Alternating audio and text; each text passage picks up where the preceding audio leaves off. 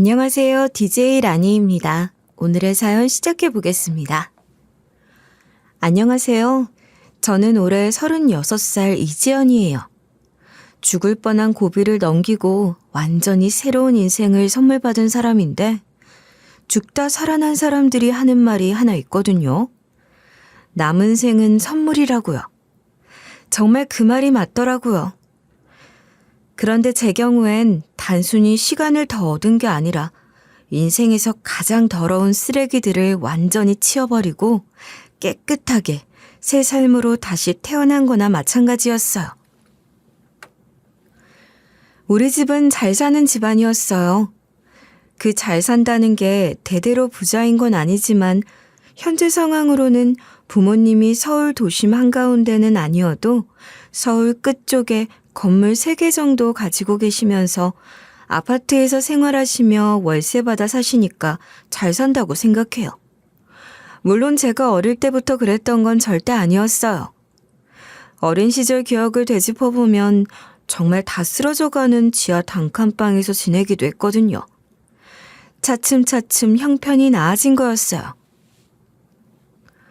설마 요즘 세상에 지하 단칸방이라고 갸우뚱하시는 분들이 계신다면 정말 어느 정도 사셨던 분들이라고 생각해요. 믿든 안 믿든 자유지만 서울 곳곳을 찾아보면 아직도 그런 곳들이 존재하고 저도 초등학교 들어가기 전까지는 그런 곳에서 살았으니까요. 겨울이면 곰팡이 냄새가 진동하고 비만 오면 천장에서 물이 뚝뚝 떨어져서 양동이를 여러 개 놓고 살아야 했던 그런 곳이었어요. 그때는 정말 하루하루가 버티는 거였는데 부모님이 얼마나 고생하셨는지 지금 생각해도 가슴이 아파요. 엄마, 천장에서 불이 또 떨어져요. 무서워. 5살 때쯤 비 오던 날이었는데 그때 엄마가 제 머리를 쓰다듬으시면서 하신 말씀이 아직도 생생해요. 괜찮아. 조금만 더 참자. 엄마 아빠가 열심히 일해서 곧 좋은 집으로 이사 갈 거야. 엄마한텐 친자매는 아니었지만 동네에서 제가 이모라고 부르는 친한 동네 언니가 있었어요. 동네 토박이로 그 동네에서 오래 사셨던 분이었는데 유독 엄마와 친하게 지내셨거든요. 그분이 없었다면 우리 가족의 인생이 어떻게 흘러갔을지 모르겠어요. 어느 날 그 이모가 엄마한테 정말 운명을 바꿀 제안을 하나 하셨어요. 그날도 평소처럼 엄마와 이모가 마당에서 빨래를 널면서 이야기하고 계셨는데 갑자기 이모가 목소리를 낮춰서 말씀하시더라고요. 은수가, 우리 동네에 슈퍼하면 정말 좋을 자리가 하나 있어. 시장까지 가기엔 너무 멀고 그렇다고 큰 마트도 없으니까 작은 가게 하나만 있어도 장사 잘 될 것 같은데? 손에 들고 있던 빨래를 바구니에 떨어뜨리시면서 놀란 표정을 지으시면서 처음엔 엄마가 정말 망설이셨던 게 어린 제 기억에도 선명하게 남아있어요. 슈퍼요? 저희가 무슨 돈이 있다고. 그리고 장사 같은 건 해본 적도 없는데. 하지만 이모는 포기하지 않으셨는데 엄마의 두 손을 꼭 잡으시면서 진심 어린 목소리로 계속 설득하셨어요. 돈은 내가 빌려줄게. 이자는 받을 테지만 은행보다는 훨씬 낫게. 어쨌든 내 돈도 그냥 놀리고 있는 거라서 은숙이 네 성격이면 충분히 할 수 있을 거야. 애들 커가는데 언제까지 이러고 살 거야. 그렇게 시작된 게 우리 집 사업의 첫 출발이었는데 그땐 정말 작은 슈퍼였지만 돌이켜보면 그게 지금 우리 집 재산의 씨앗이 된 것 같아요. 그렇게 이모에게 빚을 내 작게 시작한 슈퍼는 라면이나 과자, 음료 같은 것을 파는 아주 작은 가게였어요. 별것 아닌 것 같지만 그 당시 동네 사람들은 시장이 멀고 그때는 편의점이 지금처럼 많던 시기도 아니라서 저희 가게를 많이 이용해준 덕분에 장사가 정말 잘 됐죠. 처음엔 어색해하시던 엄마가 점점 손님들과 친해지면서 자연스럽게 동네 사랑방 역할을 하게 되었고 엄마의 장사 실력도 하루가 다르게 늘어갔어요. 특히 엄마는 손님들 기억하는 능력이 정말 뛰어나셨기에 단골 손님들이 더 좋아했던 기억이에요. 사장님, 우리 손자가 좋아하는 그 과자 있어요? 아, 김할머니 오셨어요? 평소 드시던 우유도 새로 들어왔고 손자분 좋아하시던 초코파이도 충분히 있어요. 이런 식으로 세심하게 챙겨드리니까 동네에서 엄마 가게를 안 오는 사람이 없을 정도였어요. 심지어 다른 동네 사람들까지 소문을 듣고 찾아올 정도였으니 이모에게 빌렸던 돈도 생각보다 빨리 갚게 되었고 장사가 어느 정도 되기 시작하니 엄마의 사업가 기질도 발휘되기 시작했죠. 여보, 오늘도 라면이 다 떨어졌어. 내일 더 많이 갖다 놔야겠어. 다른 종류도 가져다 놓고 과일도 조금씩 가져다 놓을까 봐. 요즘 손님들이 정말 많이 늘었어. 아빠도 엄마의 장사 실력에 감탄하시면서 더 큰 꿈을 꾸기 시작하셨는데 정말 돈이 돈을 불러온다고 그렇게 장사에 눈을 뜬 엄마는 동네 슈퍼가 편의점으로 바뀌면서 좀 더 깔끔한 느낌을 선호하는 걸 보게 되시곤 어느 날 말씀하셨어요. 여보, 우리도 편의점 한번 해보자. 24시간 운영하니까 지금보다 수익이 훨씬 좋을 거야. 지금도 괜찮은데 왜? 24시간 운영하는 것도 힘들 것 같고.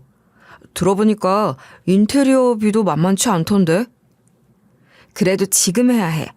저쪽 사거리에도 이미 하나 생겼잖아. 남들이 하기 전에 먼저 해야 해. 우리 실력이면 충분히 할 수 있어. 결국 돈을 불리는 데 대성공하신 거죠. 물론 이렇게 간단하게 말하니까 다 와닿지 않을 수도 있지만 그 안에는 부모님의 정말 엄청난 피땀 눈물이 들어갔어요.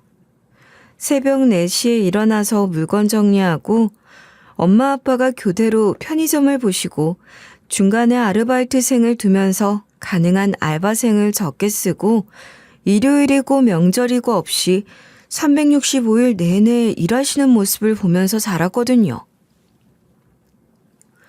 그래서 저 역시 어릴 때부터 열심히 사는 것, 뭐든 성실하게 하는 게 너무나 당연했어요. 놀고 싶어도 부모님이 그렇게 고생하시는데 제가 놀 수는 없었거든요. 고등학교 때는 부모님 가게에서 아르바이트를 하는 등 자산에 관심이 정말 많았어요. 친구들이 학원 다니고 놀 때 저는 계산대에 앉아서 손님 응대하고 물건 정리하고 심지어 장부 정리까지 도와드리면서 대학보다 돈, 30 전에 내 건물 하나 사고 싶다는 꿈을 꾸게 되었죠. 그러면서 엄마에게 정말 과감하게 하나를 제안하게 되었고요. 엄마, 나 돈 많이 벌고 싶은데 삼거리에 있는 편의점 나 점장시켜주면 안 돼? 엄마는 물품을 정리하시던 손을 멈추고 저를 빤히 쳐다보시면서 깜짝 놀라는 표정을 숨기지 못하시더라고요. 정말? 대학 안 가고 편의점을 맡아 하겠다고? 네가 일 잘하는 건 엄마도 인정하는데 편의점 하나 운영하는 건 또 다른 거야. 알아. 근데 운영해보지 않고선 돈을 더 벌 수도 없을 것 같아. 말이 점장이지. 내가 원금이랑 이자랑 갚을게. 아예 내가 운영하게 해줘. 응?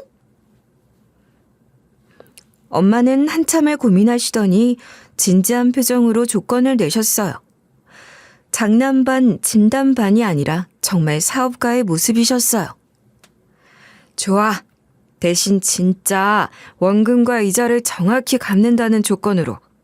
그리고 장사가 안 되면 바로 정리하는 거야. 감정 개입하지 말고. 그렇게 엄마가 그때 가지고 있던 편의점 중 한 군데를 저에게 운영하라고 하셨어요. 제가 결혼할 때쯤 편의점이 너무 많아져서 예전처럼 수입이 되지 않아 정리했지만 그래도 10년 전만 해도 수입은 꽤 괜찮았기 때문에 정말 열심히 했던 기억이에요. 저는 여러 가지를 고려해서 동네 맞춤으로 진행했어요. 편의점에 모든 게 다 있는 건 맞지만 동네 특성에 따라 선호하는 음식이나 더 잘 나가는 물품들이 있었기 때문에 그 부분들을 세심하게 채웠거든요. 특히 학생들이 많아서 삼각김밥은 늘 부족했는데 그 부분을 인지하고 다른 편의점보다 훨씬 많은 물량을 넣었어요. 사장님, 삼각김밥도 떨어졌어요? 아침에 먹을 게 없는데. 오늘은 좀 더 많이 주문했으니까 떨어질 일 없을 거야. 참치마요 새로 들어온 것도 맛있으니까 한번 먹어봐. 물론 다 팔리지 않은 날은 이미 몇 시간 전부터 할인 같은 행사를 하면서 절대 남기지 않았어요. 언제 와도 삼각김밥이 있다는 소문은 결국 다른 물품들까지 판매량을 올리게 만들었거든요. 그 결과 엄마가 운영할 때보다 훨씬 더 많은 매출을 낼 수 있었고 젊은 패기로 제가 12시간 운영에 매달렸어요. 다른 시간대 알바는 2명만 뽑는 등 결혼 전 시간을 되돌려보면 정말 돈 모으기에 환장했던 것 같아요. 그 덕분에 엄마한테 가게 임대비를 내고도 제 명의의 작은 건물 하나를 살 수 있었어요. 그리고 그때 남편을 만났어요. 편의점 근처 사무실에서 일하는 회사원이었는데 매일 아침 커피를 사러 와서 인사 정도 나누는 단골 손님이었는데 어느 날부터 자연스레 말을 걸기 시작하더라고요. 직원분 정말 성실하시네요. 항상 계시는 것 같은데 잠은 주무시고 일하시는 거죠? 인건비를 줄이려면 제가 많은 시간을 있을 수밖에 없었는데 남편은 그런 제 근무 패턴을 알게 되면서 어느 날 조금 걱정스러운 표정으로 말하는 거예요. 사장님 너무하신 거 아니에요? 여자 혼자 12시간. 그것도 밤에 일하면 힘들고 위험한데 알바생 하나 더 뽑으면 될 것을. 알바생 한 명 더 뽑는 것도 다 돈이거든요. 내 가게처럼 열심히 하는 직원 뽑기도 힘들고 툭하면 그만두기도 하니까 그냥 제가 더 하는 거예요. 네? 그게 무슨... 혹시 사장님이세요? 네, 제가 실은 사장이에요. 남편은 정말 당황스러운 표정을 지으면서 연신 사과했어요. 죄송해요. 사장님인 줄도 모르고 계속 뒷말만 했네요. 그래도 12시간씩 일하는 건 몸에 안 좋아요. 그런 순수하고 솔직한 모습이 좋아서 자연스럽게 가까워졌고 1년 반 정도 사귀면서 남편이 정말 꾸준하더라고요. 특별히 드라마틱한 건 없었고 그냥 성실하게 회사 다니고 저한테도 잘해주고 부모님께 인사드릴 때도 예의 바르게 했죠. 그러다 보니 결혼 얘기도 자연스럽게 나오면서 물 흐르듯 자연스럽게 결혼까지 하게 되었어요. 결혼한 지 6개월쯤 되었을 때 저에게 정말 예상치 못한 일이 벌어졌어요. 그날도 평소처럼 편의점에서 일하고 있었는데 남편이 평소보다 일찍 집에 들어와 있더라고요. 뭔가 표정이 어두운 게 느껴져서 혹시 회사에서 무슨 일이 있었나 싶어 조심스럽게 물어봤는데 남편이 한참을 망설이다가 입을 열었어요. 지연아, 오늘 회사 그만뒀어. 네? 갑자기 왜? 무슨 일 있었어? 원래도 회사 분위기가 안 맞았는데 더 이상 참기 힘들어서 그만뒀어. 상사는 맨날 화내고 동료들은 텃세 부리고 정말 견딜 수 없었어. 저는 그 말을 들으면서 가슴이 철렁 내려앉는 걸 느꼈어요. 신혼 6개월 만에 남편이 일을 그만뒀다는 현실이 믿어지지 않았거든요. 편의점 일로 바쁜 와중에도 남편이 안정적으로 직장 생활을 하고 있다는 게 저에게는 큰 안정감이었는데 갑자기 그 기반이 사라진 기분이었어요. 아무리 회사가 힘들어도 다음 직장을 알아보고 그만두는 게 상식 아닌가요? 특히 신혼인데 이렇게 갑작스럽게 일을 그만두다니. 앞으로 생활비는 어떻게 할 건지 걱정이 앞섰거든요. 그래도 다음 직장 알아보고 그만두지 그랬어. 이렇게 갑자기 그만두면 당분간 수입이 없잖아. 스트레스 받으면서 일하다가 병이라도 생기면 더 큰일이야. 건강이 우선이지. 돈이 뭐 그리 중요해. 당신이 편의점 하니까 당분간은 괜찮을 거 아니야. 그때 마침 시어머니가 집에 계셨는데 남편의 말을 듣자마자 완전히 남편 편을 들기 시작하셨어요. 제가 뭔가 말하려는 찰나에 시어머니가 먼저 나서시더라고요. 잘했다, 잘했어. 요즘 직장 생활이 얼마나 힘든데. 스트레스 받으면 병 생기는 거야. 병원비가 얼만데. 월급 그 얼마 받는다고 몸 망치면 더 큰 돈 나가는 거 아니야? 시어머니의 말을 들으면서 정말 어이가 없었어요. 평소에도 아들 편만 드시는 분이라는 걸 알고 있었지만 이렇게까지 현실감 없는 말씀을 하실 줄은 몰랐거든요. 월급이라도 들어와야 생활이 되는 거 아닌가요? 저 혼자 편의점 수입으로 두 사람이 살기에는 빠듯한데 마치 돈이 하늘에서 떨어지는 것처럼 말씀하시니까 답답하기만 했어요. 아들이 갑자기 일을 그만뒀는데 걱정하기는커녕 오히려 격려하고 계시니까요. 하지만 더 충격적인 건 그 다음에 하신 말씀이었어요. 우리 아들은 어릴 때부터 힘든 일 안 하고 자랐거든. 그래서 이런 거 적응하기 어려워. 다른 애들처럼 막 굴려지면서 자란 게 아니라서. 그 말을 듣는 순간 정말 기가 막혔어요. 저도 힘든 일 안 하고 자랐다고 생각했는데 마치 저만 고생하면서 자란 것처럼 말씀하시는 거잖아요. 참을 수 없어서 제 마음을 그대로 표현했어요. 어머님, 저도 힘든 일 안 하고 자랐어요. 제가 편의점이라는 게 그렇게 하찮게 보이세요? 그런데 시어머니 표정이 확 변하면서 본성이 드러나기 시작했어요. 평소엔 겉으로 친근하게 대하셨는데 그때만큼은 정말 차가운 눈빛으로 저를 바라보시더라고요. 무슨 소리야? 편의점 일이 힘든 건 사실이지. 우리 아들처럼 회사에서 머리 쓰는 일이랑은 다르지. 손님 상대하고 물건 파는 거랑 사무실에서 기획하고 보고서 쓰는 거랑 어떻게 같다고 생각해? 그 순간 시어머니의 진짜 속마음을 엿본 것 같아서 정말 충격적이었어요. 평소에 겉으로는 착한 며느리라고 칭찬해 주시고 친근하게 대해 주셨는데 알고 보니 속으로는 제 일을 그렇게 무시하고 계셨던 거잖아요. 마치 제가 단순 노동자이고 남편은 화이트칼라 직장인이라는 계급의식 같은 게 느껴져서 정말 기분이 상했어요. 같은 돈을 벌어도 어떻게 버느냐에 따라 사람을 차별하는 시선이 너무나 명확하게 드러나는 순간이었거든요.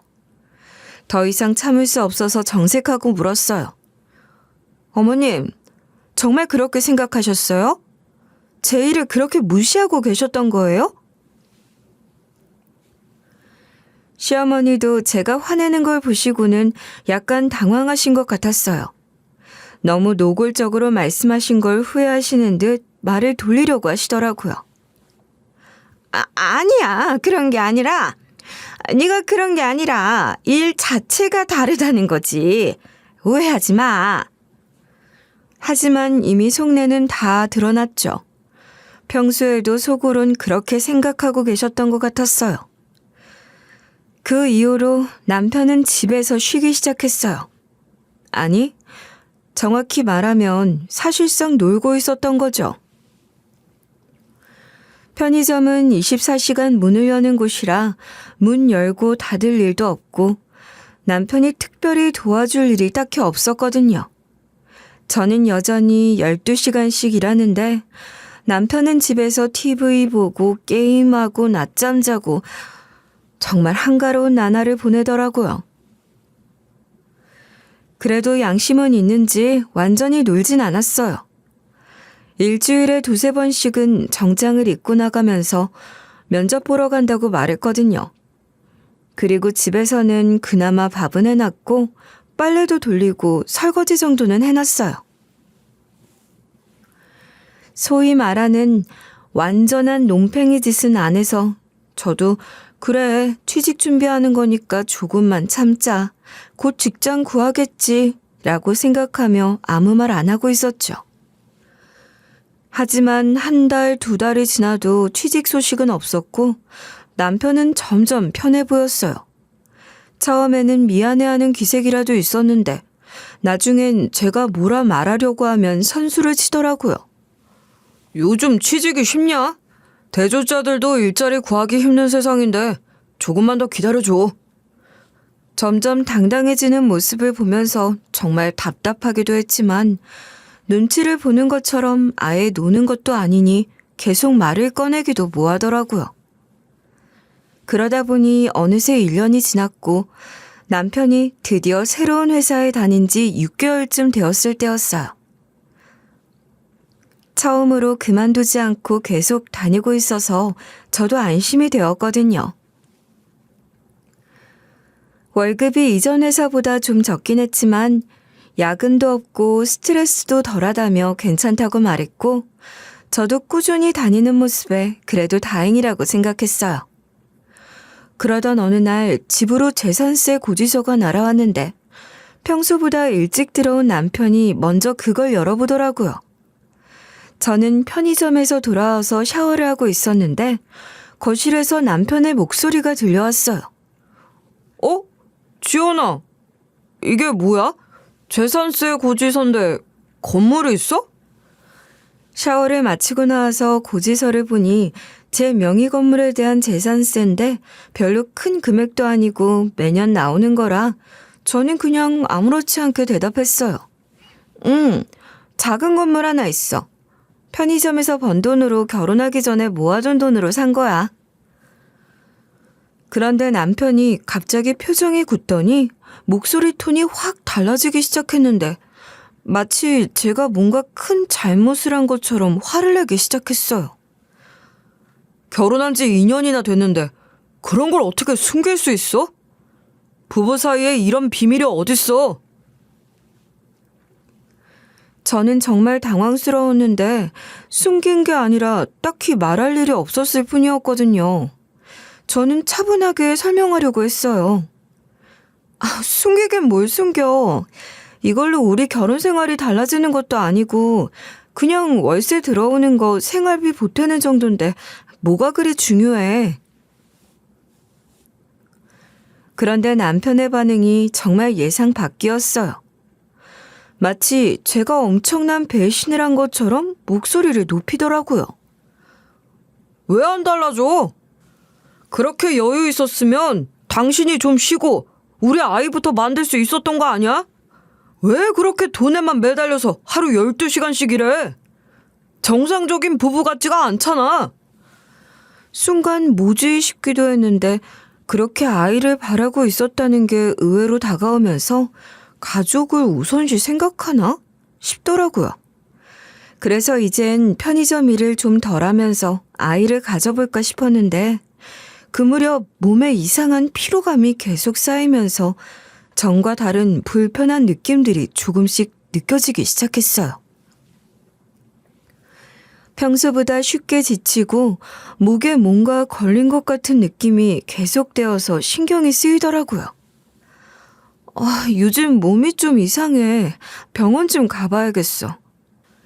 그 말을 듣자마자 남편의 눈이 반짝이면서 기대하는 눈빛으로 저를 바라보더라고요. 혹시 임신이야? 몸이 이상하다는 게 혹시 입덧인 거 아니야? 남편의 기대에 찬 표정을 보면서 마음이 복잡해진 건 저도 아이를 원하지 않는 건 아니었지만 지금 상황에서는 좀 부담스러웠거든요. 아니야, 그런 건 아닌 것 같아. 목이 좀 이상하고 계속 피곤해서 그냥 검사나 받아볼게. 병원에 가서 기본 검사를 받고 며칠 후 결과를 들으러 갔는데 의사 선생님이 조심스럽게 말씀하시더라고요.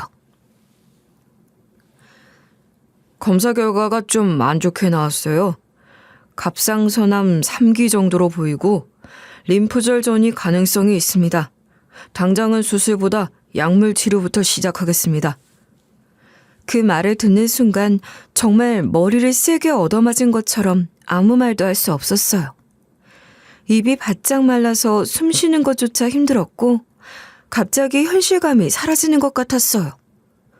집에 와서 남편에게 얘기하자 남편은 정말 놀란 얼굴로 제 손을 꼭 잡았어요. 당장 병원 같이 가자.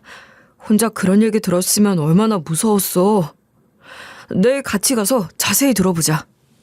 의사는 방사선 요오드 치료와 표적 항암제를 병행하자고 하면서 설명해 주셨는데 제 귀엔 하나도 들리지 않더라고요. 머리카락이 빠지긴 하겠지만 다시 자라니까 크게 걱정하지 마세요. 치료에만 전념하시면 충분히 좋아질 수 있습니다.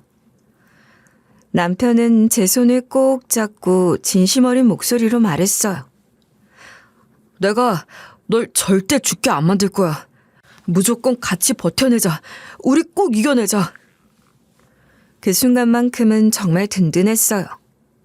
그 말이 어쩐지 감동적이면서도 한편으로는 평소와 너무 다른 남편의 모습에 낯설게 느껴지기도 했죠. 그런데 일주일쯤 지나면서 뭔가 이상한 기분이 들기 시작했어요. 의사가 설명해준 증상들과 제가 실제로 느끼는 몸 상태가 묘하게 어긋나는 느낌이었거든요.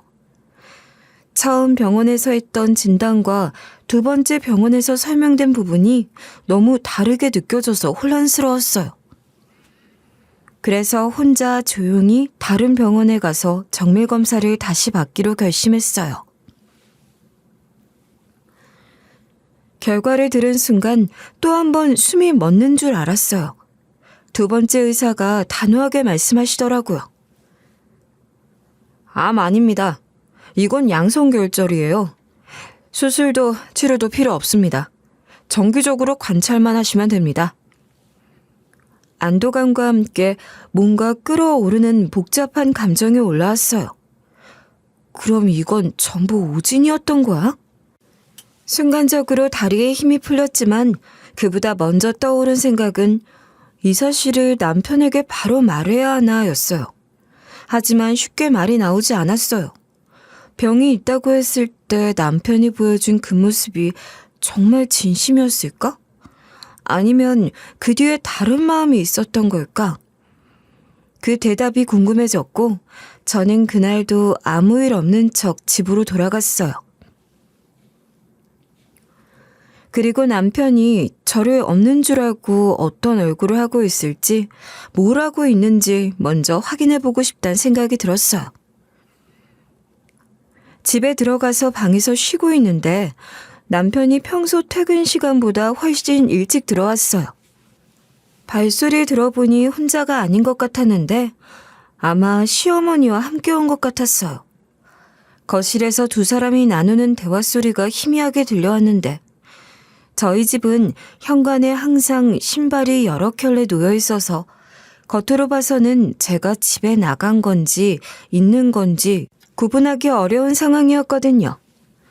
요즘 병원 치료 때문에 하루 종일 집을 비우는 일이 많았으니까 당연히 제가 없다고 생각했을 거예요. 그래서 두 사람이 아무런 경계심이나 조심스러움 없이 대화를 나누기 시작했는데 처음엔 그냥 제 병에 대한 걱정을 나누는 일상적인 대화인 줄만 알았어요. 하지만 점점 대화의 내용과 분위기가 심상치 않다는 걸 깨달으면서 저도 모르게 귀를 기울이게 되었죠. 특히 시어머니가 먼저 입을 열었을 때 목소리에 담긴 어떤 계산적인 느낌이 예사롭지 않게 다가왔어요. 요즘 병원비 너무 많이 나가는 것 같지 않아? 치료비가 만만치 않을 텐데. 그러게요. 근데 어쩔 수 없죠 뭐. 치료는 받아야 하니까. 남편의 대답을 듣고 저는 처음엔 그래도 내 걱정은 해주는구나 싶어서 마음이 조금 따뜻해졌어요. 하지만 그 안도감도 정말 잠시뿐이었죠. 시어머니의 다음 말이 제 예상을 완전히 뒤엎는 충격적인 내용이었거든요. 그런데 정말 3개월밖에 안 남았다는 거야? 의사가 확실하게 그렇게 말했어? 네, 의사가 그렇게 얘기했어요. 이미 많이 진행된 상태라고. 남편의 목소리가 좀 무겁게 들렸는데 저는 그게 제 상태를 진심으로 걱정해서 그런 거라고 순진하게 생각했어요. 하지만 그건 정말 어처구니 없는 착각이었다는 걸 곧 깨닫게 되었죠. 두 사람 사이에 잠깐의 침묵이 흐른 후 시어머니가 갑자기 현실적이고 냉정한 이야기를 꺼내기 시작했는데 그 순간 저는 등골이 서늘해지는 걸 느꼈어요. 그럼 이제 현실적으로 생각해봐야 하는 거 아니야? 장례 준비도 해야 하고 미리미리 알아봐야 하는 것들이 있잖아. 제가 아직 멀쩡히 살아있는데 벌써 장례 준비 이야기를 하다니. 아무리 현실적으로 대비하는 거라고 해도 너무 앞서가는 거 아닌가 싶었어요. 그런데 더 큰 충격은 이런 이야기에 대한 남편의 반응이었는데 전혀 슬퍼하거나 아쉬워하는 기색 없이 오히려 다른 방향으로 대화를 이끌어가더라고요. 맞아요. 그런데 어머니, 그거 알아요? 생각보다 건물이 괜찮더라고요. 갑작스럽게 건물 이야기가 왜 나오는 건지 처음엔 전혀 이해할 수 없었어요. 제 병 상황과 건물이 도대체 무슨 연관이 있다는 건지 대화의 맥락을 파악하기 어려웠는데 그 이유가 정말 충격적이었죠. 그럼 그게 다... 네, 이혼 안 해도 될 것 같네요. 3개월 뒤면 전용 건물 다 제 거 됩니다. 그 순간 정말 숨이 멎는 것 같았고 온몸의 피가 거꾸로 흐르는 듯한 충격을 받았어요. 전연이라는 표현을 들었을 때 머리가 하얘지면서 현실감이 완전히 사라지는 기분이었거든요. 남편이 제 죽음을 학수고대하고 있다는 뜻이잖아요. 그것도 순전히 제 재산을 차지하기 위해서 말이에요. 이런 끔찍하고 비인간적인 대화가 현실에서 가능한 일인가 싶어서 정말 믿기지 않았어요. 하지만 더욱 충격적이고 배신감이 드는 이야기는 바로 그 다음에 이어졌는데 제가 전혀 알지 못했던 또 다른 진실이 드러나기 시작했어요. 그런데 은성이는 뭐라고 해? 계속 기다리라고 할 순 없잖아. 아이도 있고 말이야. 은성이? 갑자기 제가 전혀 들어본 적이 없는 낯선 여자 이름이 나와서 당황스러웠는데 아이라는 단어까지 나오니까 뭔가 심상치 않은 상황이라는 걸 직감할 수 있었어요. 남편의 대답을 듣고 나서야 전체적인 상황의 윤곽을 파악할 수 있었는데 정말 상상도 못했던 배신의 실체가 드러났어요. 은성이한텐 조금만 더 기다리라고 했어요. 이혼하면 재산 분할 때문에 반은 줘야 하는데 이렇게 되면 다 제 거니까요. 훨씬 유리하죠. 정말 치밀하고 계산적으로 모든 걸 계획하고 있었던 거예요.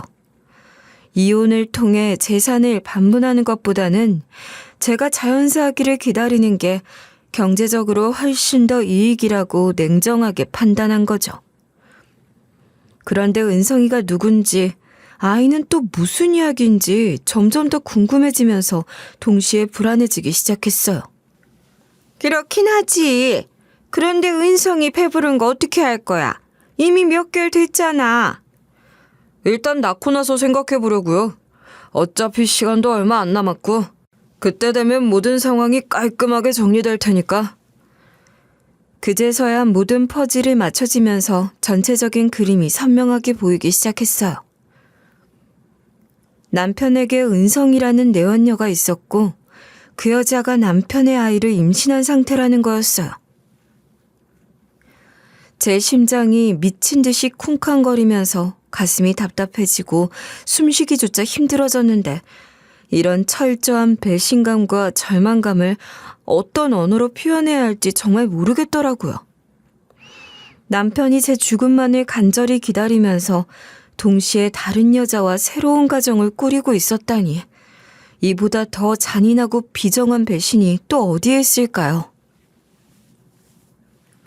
그래도 조심해야 해. 혹시 들키면 안 되니까. 지금까지 완벽하게 잘해왔는데 마지막 순간에 사소한 실수라도 하면 모든 게 물거품이 되잖아. 괜찮아요. 어차피 얼마 안 남았는데 뭘 들켜요. 병원 다니느라 하루 종일 바빠서 의심할 여유도 없고 완전히 치료에만 온 신경을 집중하고 있어서 다른 건 전혀 신경 쓰지 않아요. 제가 그토록 성실하고 열심히 치료받고 있는 모습을 보면서도 전혀 양심의 가책이나 죄책감을 느끼지 않고 있었던 거예요. 오히려 제가 치료에 전념하느라 바쁜 걸 다행으로 여기면서 자신들의 계획을 더욱 완벽하게 실행할 수 있는 기회로 활용하고 있었던 거죠. 시어머니는 마지막으로 정말 현실적이고 구체적인 질문을 던졌어요. 그런데 장례식은 어떻게 할 거야? 너무 성대하게 치르면 돈만 많이 나가고 별 의미도 없잖아. 간소하게 하려고요. 어차피 친척도 별로 없고 굳이 돈 쓸 필요도 없죠. 은성이도 임신 중이라 몸도 무거울 테니까 빨리 끝내는 게 모든 면에서 좋을 것 같고요. 정말 섬뜩할 정도로 치밀하고 체계적으로 모든 걸 미리 계획해두고 있었던 거예요. 제 장례식의 규모와 예산까지 미리 계산해두고 어떻게 하면 최소한의 비용으로 최대한 빨리 처리할지까지 고민하고 있었다니 정말 소름이 끼쳤어요.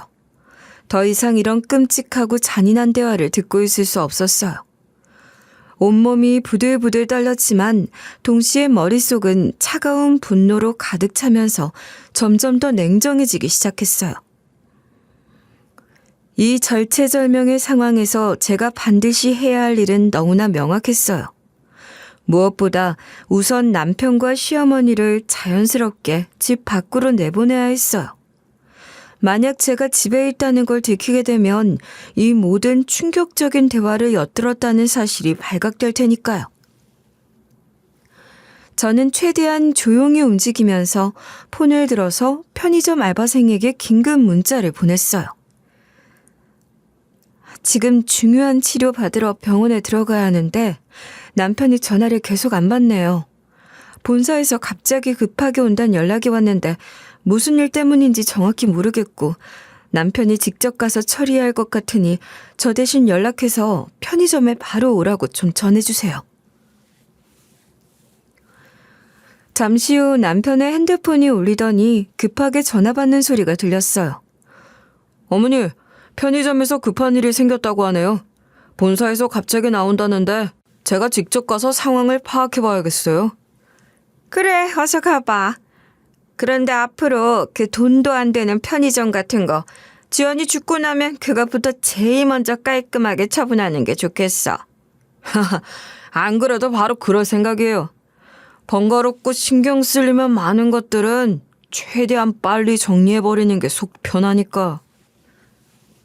남편이 아무렇지도 않게 웃으면서 시어머니와 함께 집을 나가는 모습을 지켜보면서 저는 마음속 깊은 곳에서 차가운 결심을 다졌어요.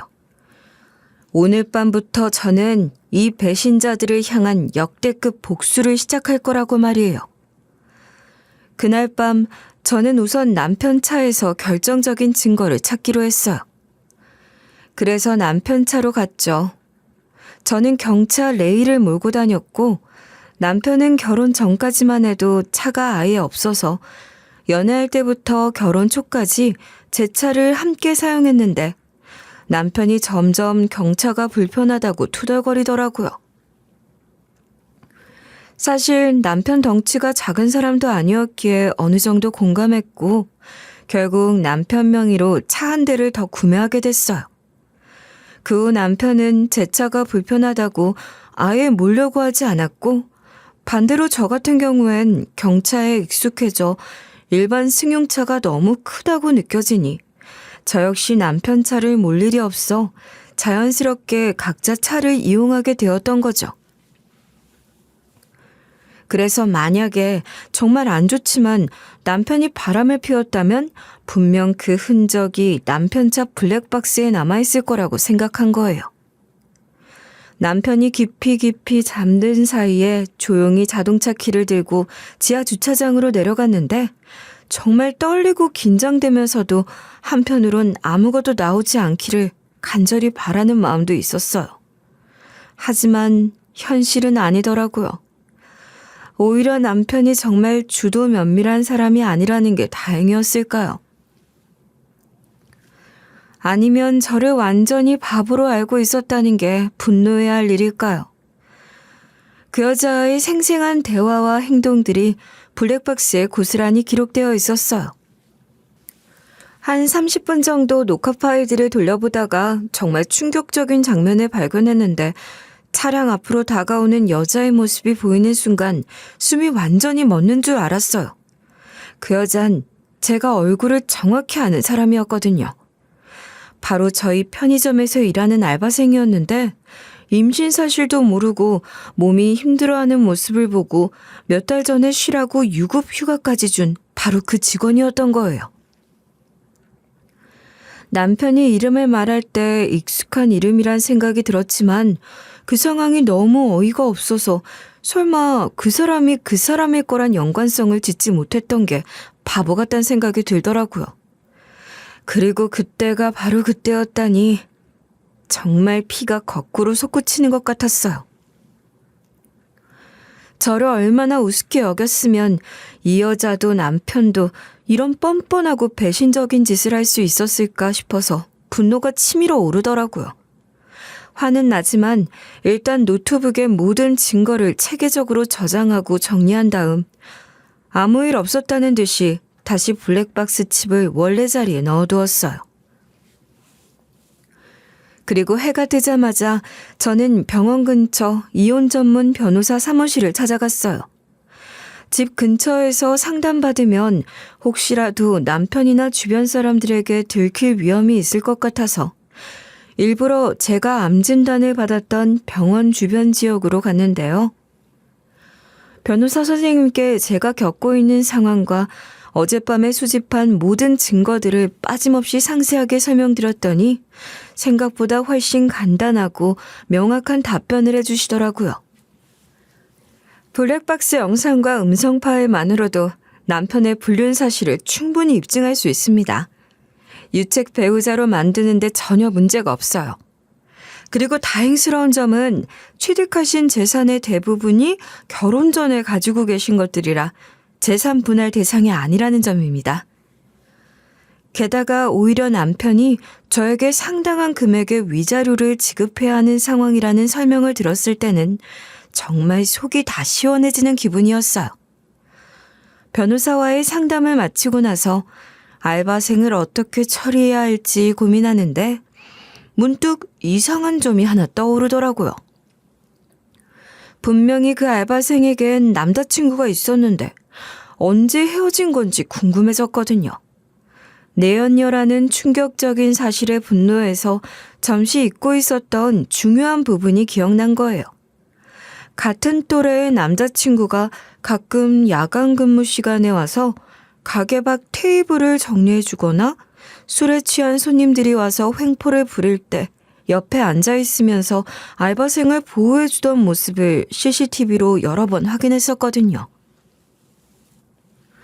사실 업무 시간에 관계없는 사람이 들어오는 건 규정상 좋지 않았지만 업주 입장에선 젊은 여직원이 위험한 상황에 노출되는 것보단 훨씬 나을 것 같아서 묵인하고 있었는데 이런 상황이 벌어진 거예요.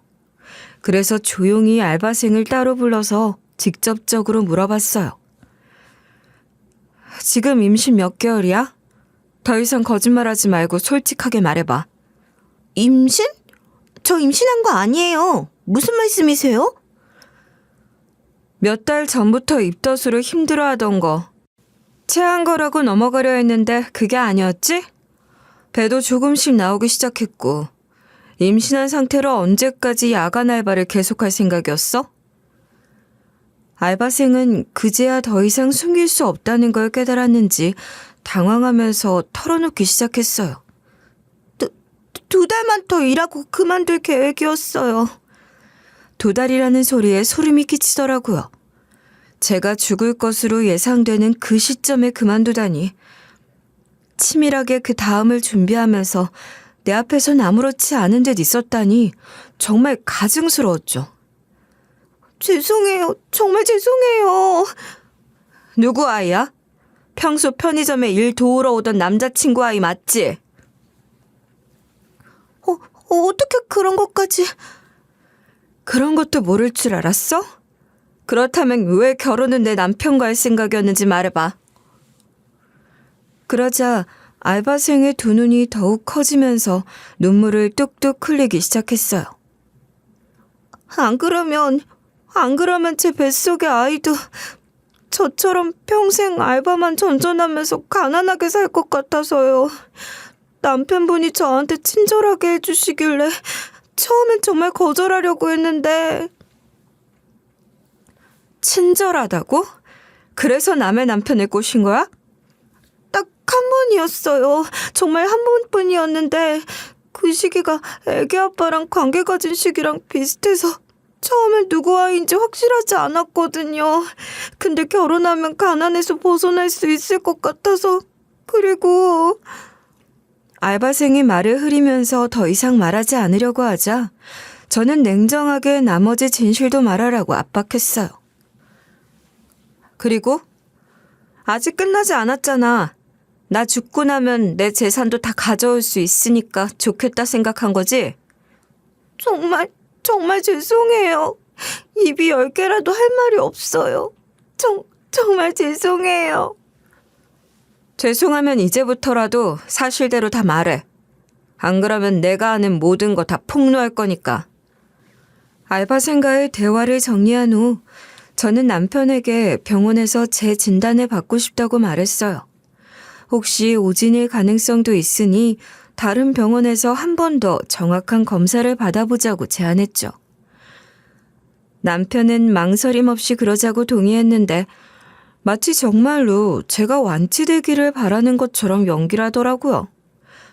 그래, 정확한 진단을 받는 게 좋겠어. 혹시 잘못된 결과일 수도 있잖아.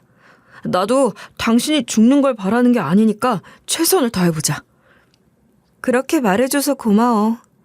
고맙긴. 내가 당신 걱정하는 거 아니면 누가 걱정한다고. 당신 죽으면 나 혼자 이 세상 살아서 뭐해. 그러니까 끝까지 희망의 끈을 놓지 말자. 알았지? 재진단 결과는 일주일 후에 나온다고 했는데 그 기간 동안 남편의 행동과 표정을 유심히 관찰했는데 며칠 뒤 아마 알바생이 진실을 털어놨는지 제가 죽는다고 했을 때보다도 훨씬 더 절망적이고 세상을 잃은 것 같은 표정으로 지내더라고요. 무슨 일 있어? 왜 이렇게 우울해해? 아니야, 아무것도 아니야. 그냥 당신이 걱정돼서 그래. 아직 재진단 결과가 나온 것도 아닌데 왜 세상 끝난 것처럼 굴어? 설마 내가 죽기를 바라는 거야? 무슨 소리야? 긴장돼서 그래. 왜 그런 표정을 짓는지 다 아는데도 발뺌하면서 끝까지 오리발을 내밀더라고요. 그렇게 일주일이 지나서 드디어 재진단 결과를 받았는데 예상했던 대로 완전한 오진이었다는 결과가 나왔어요. 남편은 그 소식을 듣자마자 저를 와라 끌어안으면서 진심으로 안도하는 것처럼 연기하더라고요. 정말 다행이야. 모든 걸 다 잃는 줄 알았는데 아니라서 너무 다행이야. 이제 정말 새로운 마음으로 살아가자. 모든 걸 다 잃는다고? 뭘 잃는다는 거야? 처음부터 당신 건 아무것도 없었는데. 너무 욕심낸 거 아니야? 잃는 게 아니고 원래대로 돌아가는 것뿐이지. 그게 무슨 말이야? 원래대로라니? 그러면서 미리 준비해둔 이혼 서류를 남편 앞에 던져줬어요. 블랙박스에서 발견한 알바생과의 사진들도 함께 인쇄해서 던져주었죠. 이게 뭐야? 어떻게 이런 걸... 어떻게 알았느냐고? 당신들이 얼마나 치밀하게 계획했는지 다 알고 있어. 3개월 후면 전현 건물이 당신 것이 된다면서? 남편과 한참 말하고 있는데 소장이 알바생에게도 전달됐는지 곧 전화가 걸려왔는데 저는 받지 않았어요. 그러자 카카오톡으로 메시지가 왔는데 남편에게 진실을 말하면 용서해주는 거 아니었냐는 내용이었는데 저는 차가운 답장을 보냈어요. 내가 왜 용서해줘야 해? 남의 것을 넘본 죄가 그렇게 쉽게 용서받을 수 있다고 생각해? 세상은 그렇게 만만하지 않아. 내 죽음을 간절히 바랐던 사람들에게 베풀 자비 따윈 없어. 남편에게도 연락이 왔는지 갑자기 저에게 피해자 코스프레를 하기 시작했어요. 나도 속은 거야. 그 여자가 접근해서 유혹한 거라고. 난 피해자야. 꽃뱀한테 당한 거라고. 피해자? 내가 죽기만을 기다리면서 내 재산을 누렸던 당신이 피해자라고? 소송하고 싶으면 얼마든지 해봐. 억울하다고 말하는 남편 모습이 정말 우습기 짝이 없었는데 그 다음 말에서 정말 학을 떼고 말았어요. 소송은 안 할게. 대신 위자료를 좀 줄여주면 안 될까? 내가 벌 수 있는 돈으로는 감당하기 어려운 금액이야. 결국 저는 위자료도 제대로 받고 깔끔하게 이혼했어요. 남편은 자신의 아이가 아니라는 걸 알게 된 후 내 언니와도 결국 헤어지게 되었고 모든 계획이 수포로 돌아가면서 완전히 망가진 상태가 되었고요. 그 일이 있고 난 후 저는 편의점에서 더 이상 직접 일하지 않기로 결정했어요. 모든 시간대를 알바생들로 돌리고 저는 완전히 손을 떼기로 했는데 더 열심히 해서 벌어봤자 큰 의미가 없다는 생각이 들었기 때문이에요. 결혼도 한번 해봤으니 이제는 좀 여유롭게 즐기면서 살고 싶단 마음이 컸고요. 지금은 편의점에서 나오는 조금의 수익과 건물 임대료로 충분히 생활하고 있어요. 거기다 이혼 과정에서 받은 위자료와 상간녀 소송에서 받은 돈까지 합치니까 넉넉하게 1년치 생활비는 되더라고요. 그 돈을 다 쓸 때까진 진짜 마음껏 놀아볼 생각이에요. 고등학교 때부터 내 이름으로 된 건물 하나 갖는 게 소원이라서 정말 바쁘게만 살았는데 이런 일을 겪고 나니 오히려 자유로운 시간을 갖게 된 것이죠. 인생 참 아이러니하다 싶어요. 최악의 배신을 당했는데 결과적으론 제가 원하던 자유를 얻게 되었으니까요. 요즘엔 오랫동안 못 해봤던 취미생활도 하고 친구들과 여행도 다니면서 정말 여유롭게 지내고 있어요.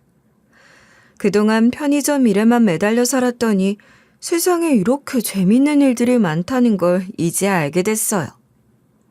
피아노도 배우기 시작했고 요가 클래스도 등록했어요. 정말 새로운 인생을 사는 기분이에요. 남편의 근황은 가끔 공통지인을 통해 들려와요. 얼마 전에 그 지인이 저에게 연락해서 이런 얘기를 하더라고요. 완전 대박!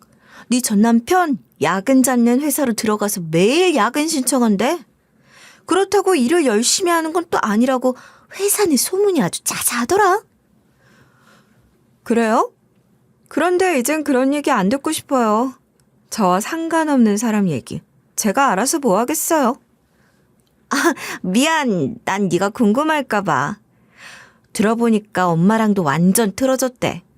서로 네 탓이라고 하다가 대판 싸우고 다신 안 볼 사이처럼 틀어졌다고 하더라고. 시어머니와 사이가 틀어진 건 예상했던 일이었어요. 처음엔 아들 편을 들면서 저를 무시했던 시어머니가 결국 욕심부리다가 며느리까지 잃게 됐다면서 남편의 못난 놈이라고 매도한다고 전 남편이 저에게 하소연하듯 톡을 보낸 적이 있거든요. 정말 웃긴 게 처음에 남편이 일 그만뒀을 때는 잘했다 잘했어 라고 하면서 저보고는 편의점 일이 뭐 그리 힘드냐고 했던 분이 말이에요. 그때는 제 일을 무시하더니 이제는 아들이 고생한다고 걱정하는 모습이 정말 가증스러웠어요. 결국 본인들이 꾸몄던 계획이 다 틀어지니까 서로를 탓하면서 원수가 되어버린 거죠. 사람의 욕심이 얼마나 무서운지 보여주는 대표적인 사례라고 생각해요. 자업자득이죠. 제가 어떻게 한 것도 아니고 그들이 벌인 일로 그렇게 된 건데 놀랍지도 않아요. 그러니까 이제 저에게 굳이 그런 이야기 안 전해주셔도 돼요. 전 지금 이대로가 정말 편하고 좋거든요. 정말 자업자득이란 말이 딱 맞는 상황인 것 같아요. 남편도 예전처럼 스트레스 받는다고 회사 그만둘 수 있는 처지가 아니니까 어쩔 수 없이 참고 다니는 모양이더라고요. 이제는 선택의 여지가 없으니까 그 빡센 야근도 견뎌내야 하는 거죠.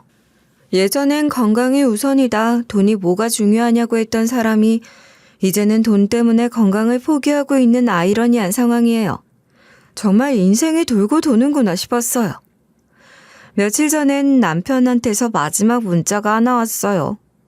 나와 함께 있을 때가 인생에서 가장 행복한 파라다이스였다는 내용이었는데 그 문자를 보고 정말 어이가 없어서 대꾸도 하지 않았어요.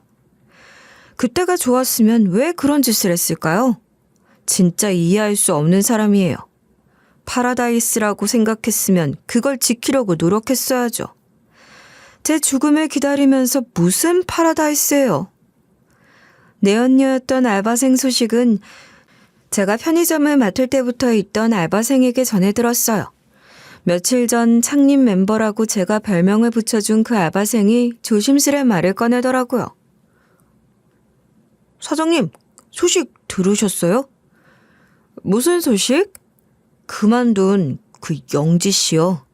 미혼모 시설에 들어갔대요. 그래? 남자친구는 어쩌고? 남자친구한테 버림받았죠. 임신한 채 유부남한테 덤탱이 씌워 팔자 피려고 한 사람을 누가 믿겠어요? 저도 여자지만 그런 여자, 싫어요. 남자친구가 사실을 알게 된 거야? 위자료가 어디서 났겠어요? 남자친구가 모은 돈 보내주면서 끝내자고 했대요. 마지막 배려였겠죠, 그 남자 딴엔. 알바생 남자친구는 아이가 태어나면 유전자 검사를 하자고 했다나 봐요. 자신 아이가 맞다면 데려와 키우긴 하겠지만 알바생하고는 절대 다시 만나진 않겠다고요.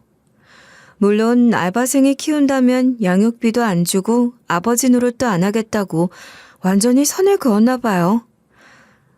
알바도 그만둔 상황에서 배는 불러오니 미혼모 시설로 들어가게 된 것 같았어요. 하지만 안타깝단 생각이 들지 않았던 건 제 목숨을 가지고 장난쳤다는 사실이 먼저 떠오르기 때문이겠죠. 듣고 보니 참 씁쓸하더라고요. 가난에서 벗어나고 싶어서 그런 선택을 했다고 했는데 결국 모든 걸 잃고 혼자가 돼버린 거잖아요. 원래 가지고 있던 것조차 다 놓치게 된 셈이에요. 욕심을 부리다가 오히려 더 큰 손해를 본 케이스죠. 하지만 제가 딱히 동정할 생각은 없어요. 자신의 선택에 대한 책임은 본인이 져야 하는 거니까요. 이 모든 일을 겪고 나서 정말 많은 생각이 들었어요. 사람이 죽을 때 진심으로 울어줄 친구가 한 명이라도 있으면 인생을 잘 산 거라고 하잖아요. 저는 실제로 죽음의 문턱까지 간 건 아니었지만 제 주변을 둘러보니 진심으로 걱정해주는 사람들보다는 겉으로만 웃어주는 사람들이 더 많았다는 게 참 슬프더라고요. 정말 어려운 순간에 옆에 있어줄 사람이 아무도 없었다는 현실이 서글픈 정도였어요. 그래서 이제라도 진짜 믿을 수 있는 사람들과 관계를 만들어가려고 해요. 그래서 요즘은 새로운 사람들을 만나려고 노력하고 있어요. 동네 독서 모임에도 나가고 운동클럽에도 가입해서 활동하고 있는데 정말 순수하고 좋은 사람들이 많더라고요. 이제는 겉모습이나 경제적 능력보다는 그 사람의 진심과 인성을 먼저 보려고 해요. 그리고 무엇보다 제 자신부터 다른 사람들에게 진심으로 대하려고 노력하고 있어요. 그래야 진짜 좋은 사람들이 제 주변에 모일 테니까요. 여러분도 너무 앞만 보고 가지 말고 주변 사람들과 함께하면서 인생의 끝에서 진심으로 울어줄 딱 한 사람이라도 곁에 있기를 바라요. 저처럼 뒤늦게 깨닫지 마시고 지금부터라도 진짜 소중한 사람들과의 관계를 만들어 가시길 바라겠어요. 그리고 무엇보다 자기 자신을 사랑하는 것부터 시작하세요. 그래야 다른 사람들도 여러분을 소중히 여길 테니까요. 곁에 있기를 바라요. 저처럼 뒤늦게 깨닫지 마시고 지금부터라도 진짜 소중한 사람들과의 관계를 만들어 가시길 바라겠어요.